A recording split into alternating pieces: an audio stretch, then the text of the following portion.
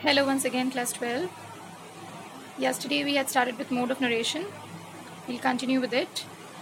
Yesterday we had done the two modes of narration, direct speech and indirect speech.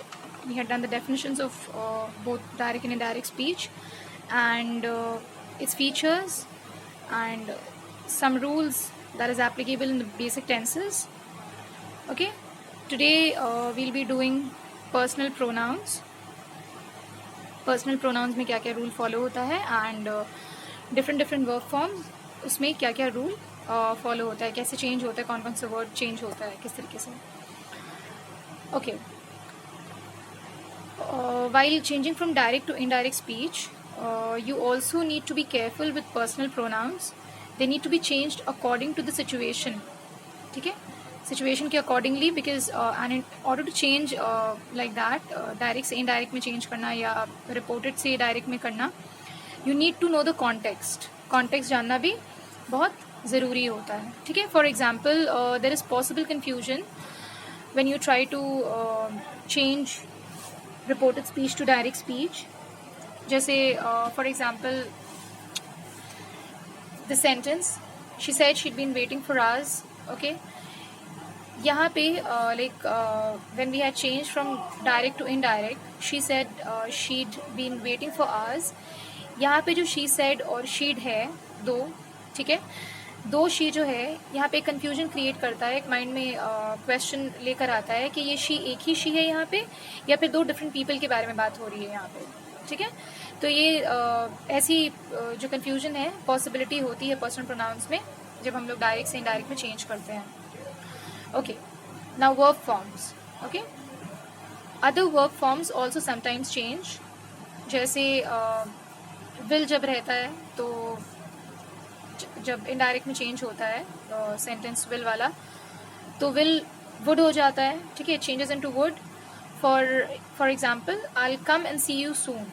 ठीक है, जब हम लोग इसको इनडायरेक्ट में चेंज करते हैं, it becomes he said he would come and see me soon. Okay, the next is can. It changes into could. ठीक है, for example, I can swim under water for 2 minutes. Change होकर जब could हुआ क्या हो जाएगा, he said he could swim under water for 2 minutes. Next is must. ठीक है, मस्ट क्या होता है, जब चेंज होता है इनडायरेक्ट में, बिकम्स हैड टू. सेंटेंस है डायरेक्ट स्पीच का, all tickets must be bought in advance. जब चेंज हो जाएगा इनडायरेक्ट में यही सेंटेंस, तो क्या हो जाएगा, he said that all tickets had to be bought in advance.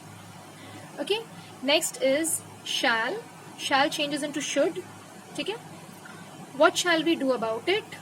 When we change it into indirect speech, it becomes he asked what should we do about it. Okay, next is may. May becomes might. May I smoke?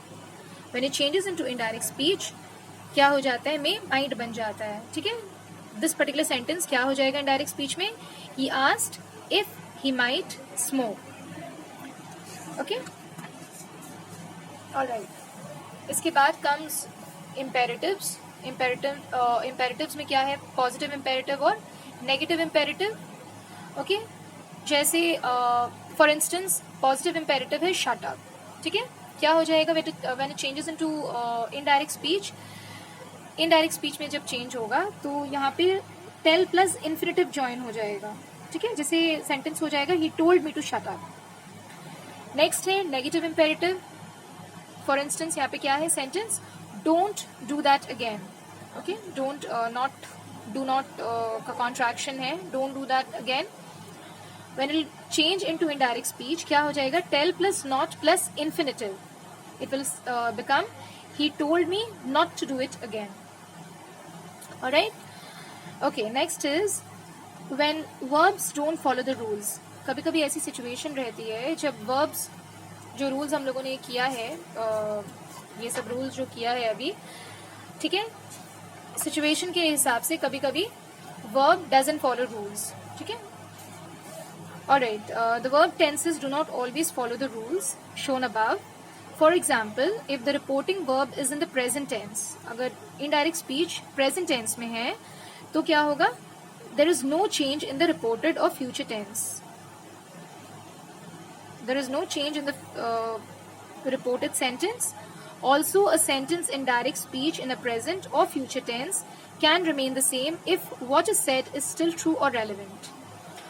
कोई चीज़ जो past में हो चुका है, ठीक है, वो change होगा, लेकिन अगर अभी भी कोई सेंटेंस है जिसके बारे में we are talking about, it is still relevant या फिर इट इज स्टिल ट्रू, तब फिर उसका फॉर्म चेंज नहीं होता है.